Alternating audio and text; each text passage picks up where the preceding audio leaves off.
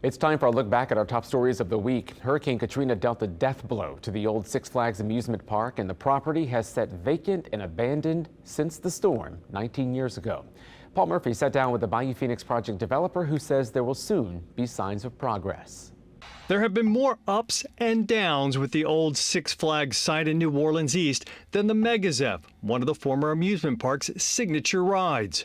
Bayou Phoenix founder Troy Henry says you will soon see cranes in the air at the site, which has been abandoned since Hurricane Katrina 19 years ago. You'll see them in the air probably in the next 60 days tearing down stuff, because these are big old rides. They take cranes to do it.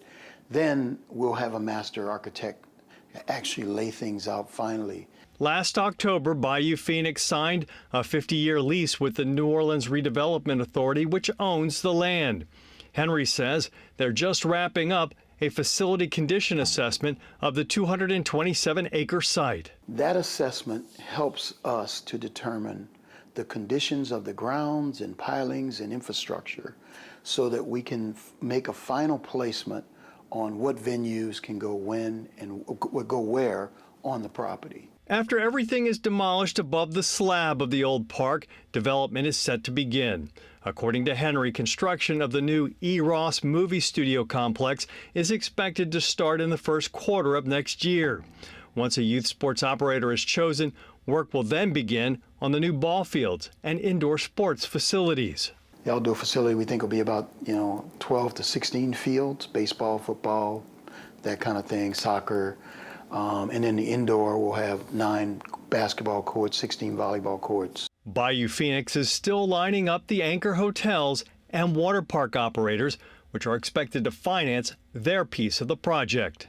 So the hoteliers that we're talking about, we believe probably is going to be best suited to be adjacent to the water park, so they can literally walk indoors from the hotel into the water parks. The project would also include an 8.5-acre Clearwater lake for swimming, retail outlets, and other amenities. While there is still much work to do, Henry hopes to have the first phase of the park completed and opened in 2027. In New Orleans East, Paul Murphy, WWL, Louisiana.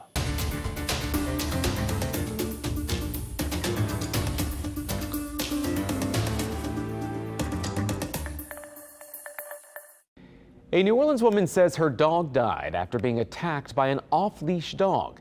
Now she's pleading with dog owners to keep their pets on a leash when out and about.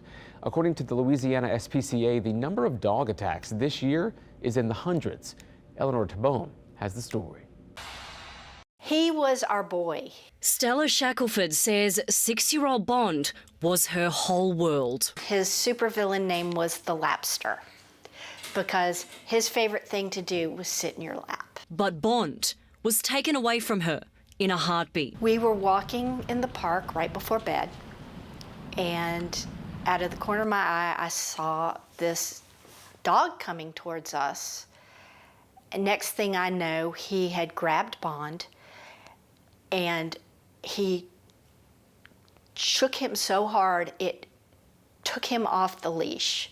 And then he ran off with him down the street. Stella says her beloved dog, the center of her world, was brutally attacked by an off-leash dog. Then I took Bond to MedVet, and he died in the parking lot. His throat was ripped out, and the vet told me that there was nothing they could do. She says the trauma lingered. I was numb for a week. I had nightmares. And so did the guilt. I felt like I should have been able to just do something, and there was nothing I could have done. Nothing. Earlier this month, Kike and I were going for a walk when an off-leash dog ran over and attempted to attack him. Thankfully, he's fine, but I became curious to see how many other dog owners across the city of New Orleans have experienced that or something worse. And according to the Louisiana SPCA, there are hundreds. We have seen an uptick of potentially dangerous dog cases. The LASPCA reports since January 1st this year, there have been 321 calls about animal attacks or bites across Orleans Parish, and 2,100 strays have been taken in to the agency. Most dogs that are running loose without an owner, without being on a leash, are considered strays. Catherine Destreza, Director of Operations at the LASPCA, is pleading with dog owners to be responsible responsible and keep their dog on a leash. Even owners who think that their dog will listen to their commands, dogs will do what dogs will do, and you can never predict it. Pets don't just live with us. They are family. I don't have children. So for people who don't have children, our pets sort of are our children. Pets turn houses into homes. They become our dearest companions, and their smallest gestures can be the ones we miss the most. Eleanor Tabone, WWL, Louisiana.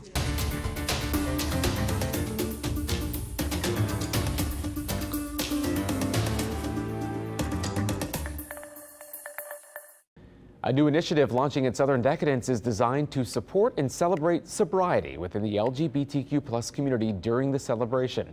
As Meg Ferris explains, the hope is to start people on a new journey towards healthier living. It was 2015 when Austin Addison came from his home in New York City to his first Southern Decadence celebration. That's when he fell in love with New Orleans. And I had an amazing adventurous time. I saw that this city was really vibrant, and it's one of the things that inspired me to actually move here. But Austin was a different person back then. I was drinking, I was taking street drugs, I was hooting and hollering and having a good time. That lifestyle nearly took his young life. It was a while before I realized that they were such a problematic thing in my life. So I ultimately got sober after a really depressive low in which I attempted suicide, and I came back from that and realized that I needed to change some things in my life. He began a journey from the ER, the psych ward, acute rehab, long-term treatment, and 12-step programs, and is now clean and sober 2.5 years. And it was one of the scariest things I've ever done in my life, but it was one of the best things I've ever done in my life because it taught me so much about myself and about my addiction and about ways to cope, ways to avoid triggers. Today, with family relationships mended, he wants to encourage others. So he and Dr. Jake Rickall of Integrity Health and Wellness, along with the Lambda Center Recovery Clubhouse for the LGBTQ community, have teamed up and started the first Sober for Today initiative at Southern Decadence. If we could really just enable you or empower you to feel supported while you're out, because there are so many people who are choosing sobriety,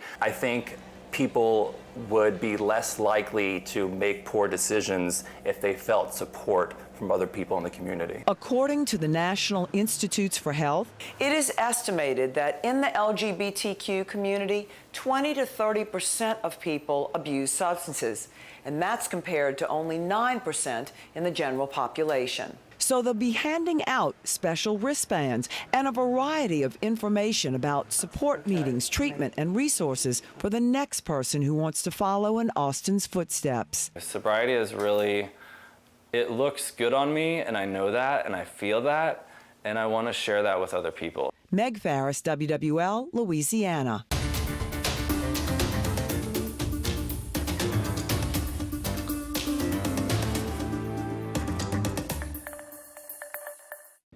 The infamous raised manhole in Gertown that landed a man in the ICU is being temporarily fixed after we started asking questions. 45-year-old Bradley Nodier slammed his car into the manhole earlier this week. Amelia Strahan shows us that video revealing what happened and the city's solution to the dangerous problem. It's video you'll only see on WWL Louisiana. Security footage shows 45-year-old Bradley Nodier driving down the 1400 block of South Rendon Street on Wednesday morning. His brake lights appear to come on briefly before the car crashes into a raised manhole and bounces back. About 20 minutes later, police and an ambulance show up. Bradley says the crash landed him in the ICU and claimed partial use of his arms and legs. Oh no, it's numb. Like, yeah, it's numb. Even both legs are numb. You know, from I would say from my chest down, it's all numb. As a father of two and his family's provider, the crash is devastating. When I'm going to be able to walk or when I'm going to be able to move, you know, how long I'm going to be stuck in this bed, you know, my legs is cramping up, everything's cramped up. Thursday, we shared his story, and by Thursday afternoon, the Sewerage and Water Board had sent out a crew to put down temporary gravel. So we showed you what the manhole looked like yesterday. Here's what it looks like today. surrounded with gravel, but still elevated and could cause a problem for drivers. But Maze Studios owner Jules Michael Dooley says a little gravel isn't going to fix the infrastructure nightmare on the block.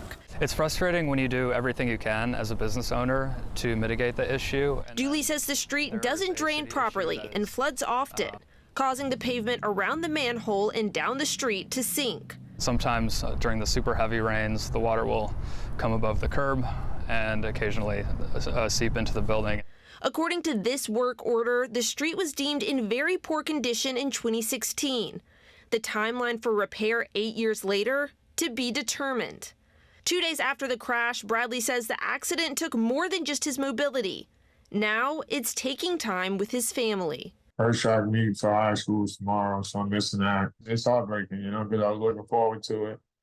We talked about it a lot, He ran all summer. That was his goal. In Gerttown, Amelia Strahan, WWL, Louisiana.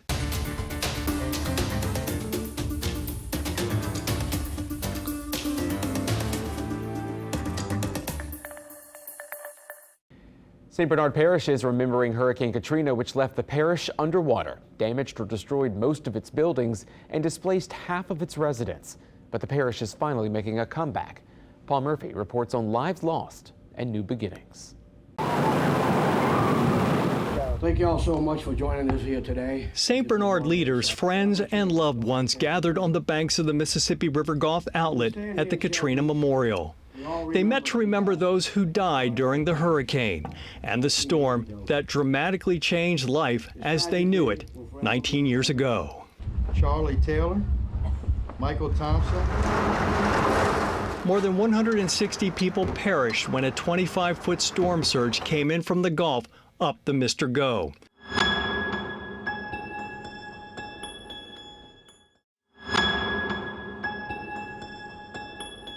The water swallowed entire subdivisions and swept homes and businesses off their foundations. I think it's still coming up, but it may have slowed up a little bit. Boats are just floating around over there at will. The 2 trailers is gone.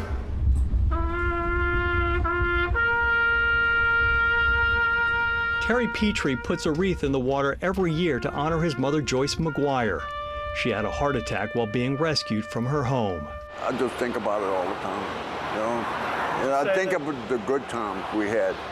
Not the bad times, the good times. Petrie showed us where his mother's home stood on Plaza Drive in Chalmette.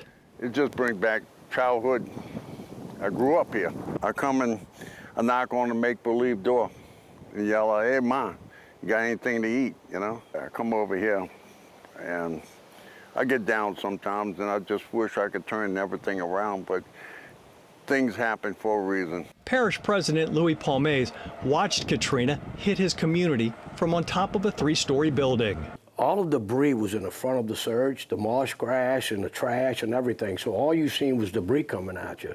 But when it hit the levees, it was a big splash. It was a huge splash, and then the water just started pouring over. Katrina not only changed the landscape in St. Bernard, it also changed the demographics. After the storm, about half of the parish population didn't return. Now, nearly 20 years after Hurricane Katrina, St. Bernard has gone from tragedy and destruction to comeback story. In recent years, it has become one of the fastest growing parishes in Louisiana. We went from a population right here in St. Bernard Parish from 72,000, we finally back up to around 50,000, which is great. There are now fewer and fewer abandoned buildings along Judge Perez, and the empty lots that once dotted the landscape are slowly being filled by new families. While Katrina is still top of mind here, parish leaders say they are moving forward with a whole new generation sold on St. Bernard. Paul Murphy, WWL, Louisiana.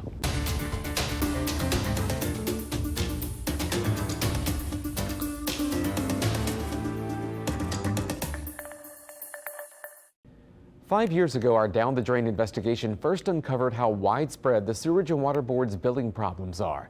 But billing mistakes and the difficulty resolving them are still plaguing many New Orleans customers. Down the Drain investigator Mike Pearlstein found one Gentili grandmother who has been struggling for more than 4 years to correct her bills.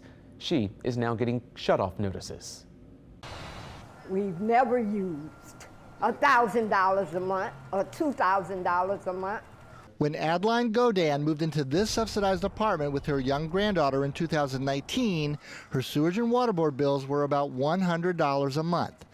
Then they started doubling and tripling and ultimately skyrocketing into the thousands. She figured there was a mistake. She started calling the utility. 1,029, March 5th. So that made me start contacting them to find out, well, what's going on with the bill. The problem got worse. No one's returned my call. No one gave me, any information about what's going on. When her bill climbed past $35,000 this summer, she got this disconnection warning. It's too stressful. I've been trying to be normal in front of my granddaughter, but it's hard. Ms. Godan is not alone. This happens to so many different people. Even though the agency has repeatedly promised to do better, City Councilman Joe Giarrusso said his office is still getting regular calls about out-of-whack bills.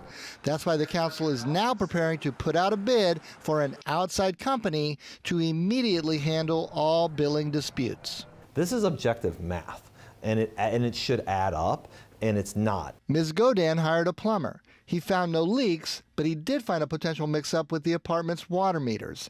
And at one point, Ms. Godan's meter numbers changed. Is that I had 2 account numbers. Not 1, 2. And they get spun around for such a long period of time, and they don't have certainty, they don't have predictability, and they don't have ultimately what's right, which is an accurate bill. Since we've been looking into this problem, just this week, large payments have mysteriously appeared on Ms. Godan's bill, only adding to the stress and confusion.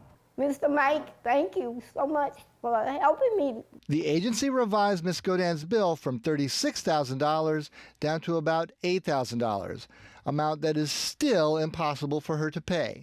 We'll continue to follow this case until it gets resolved. Mike Perlstein, WWL, Louisiana.